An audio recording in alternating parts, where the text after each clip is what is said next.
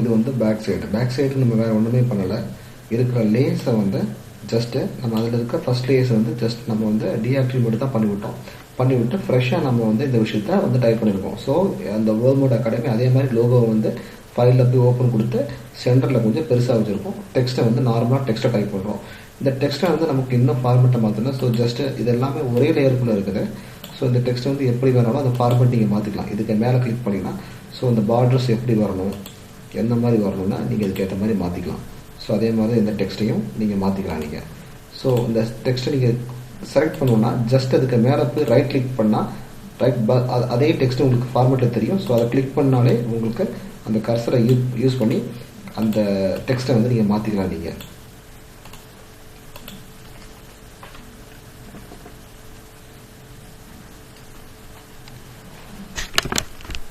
So இதுதான் இது back side. So back side அதே மாதிரி தான் நம்ம கொஞ்சம் லைட்டாக நம்ம இதை கிளிக் பண்ணி ரைட் கிளிக் பண்ணி அதை அட்ஜஸ்ட் பண்ணுக்கு வந்து ஆரோ மார்க் லைட்டாக கிளிக் பண்ணாலே அது மூவ் ஆகும் உங்களுக்கு. ஸோ இது எல்லாமே மூவ் கர்சர் டூலை யூஸ் பண்ணி தான் நீங்கள் ஒவ்வொரு விஷயமே மூவ் பண்ண முடியும் இந்த இடத்துல. ஸோ இப்போ நம்ம மூவ் கர்சர் டூலை ப்ரெஸ் பண்ணதுனால வந்து அந்த டெக்ஸ்ட் வந்து ஈஸியாக மூவ் பண்ண முடியும். ஸோ கீழே நம்ம கொடுத்துருக்கோம். ஸோ இந்த இடத்துல பார்த்தீங்கன்னா இந்த லேயர்ஸ் வந்து நம்ம ஆல்ரெடி நம்ம வந்து ஃப்ரண்ட் பேஜில் வச்ச அதே லேயர்ஸ் தான். ஸோ அந்த லேயரை வந்து இப்போ எக்ஸாம்பிள் இந்த லேயர்ஸ் நான் எடுத்து எக்ஸ்ட்ரா நமக்கு அதே மாதிரி லேயர் வேணும்னா வேறு ஒன்றும் பண்ண வேண்டாம். ஜஸ்ட் அதுக்கு மேலே கர்சரை வச்சு கிளிக் பண்ணிவிட்டு இப்போ எக்ஸாம்பிள் நான் வந்து இந்த லேயரை டீஆக்டிவேட் பண்ணியே உங்களுக்கு காட்டுறேன்.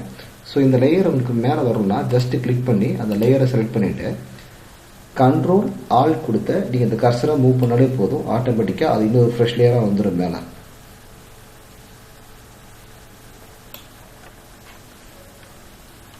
ஸோ அதே மாதிரி கண்ட்ரோல் ஆல் கொடுத்து நீங்கள் மூவ் பண்ணிங்கன்னா அது இன்னொரு லேயராக வந்துடும்.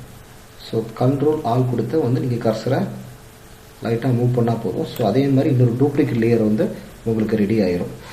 ஸோ இப்படி தான் வந்து வெப்சைட். ஸோ இந்த இடத்துல நமக்கு ஒரு சின்ன ஒரு பார்டர் கொண்டு வந்துக்கலாம். ஸோ அதே மாதிரி நீங்கள் ஒரு ஃப்ரெஷ் லேயர் நீங்கள் கொடுக்கணும்.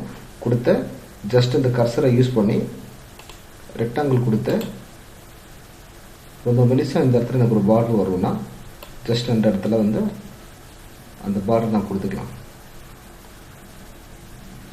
ஸோ ஃபோட்டோஷாப்பை பொறுத்தவரைக்கும் காலம்ஸ் எல்லாம் போட முடியாது. எல்லாமே நீங்கள் இந்த மாதிரி தான் பண்ணி ஆகணும். தனித்தனி லேயரை தான் கொடுத்தாகணும்.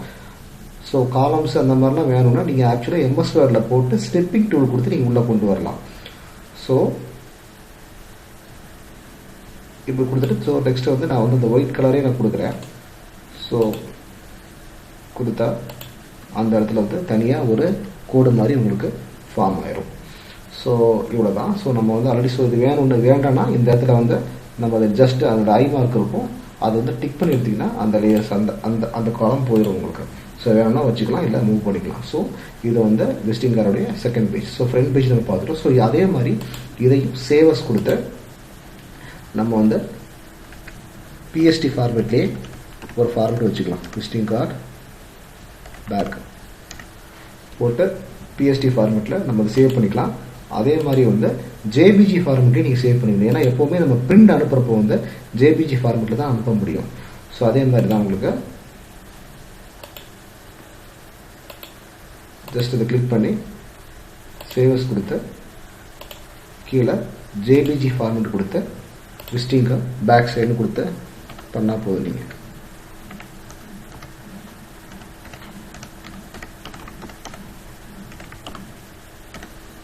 பேக் கொடுத்து நீங்கள் சேவ் பண்ணி வச்சுக்கலாம். ஸோ இப்போ இந்த ரெண்டு ஃபைலுமே நம்ம உள்ளே போய் பார்க்கலாம். ஸோ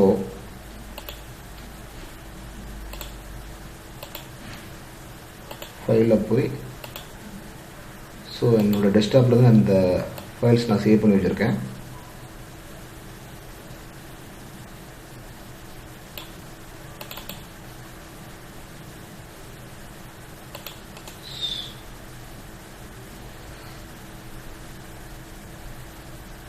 ப்ரிவியூ கொடுத்தா இதோட பேக் சைடு வந்துருச்சு. ஸோ ஃப்ரண்ட் அண்ட் பேக் ரெண்டுமே நம்ம ரெடி பண்ணியாச்சு.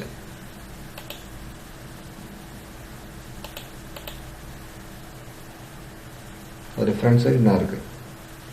ஸோ ஃப்ரண்ட் சைடு நம்ம ரெடி பண்ணோம். ஸோ அதே மாதிரி பேக் சைடும் ரெடி பண்ணிட்டோம்.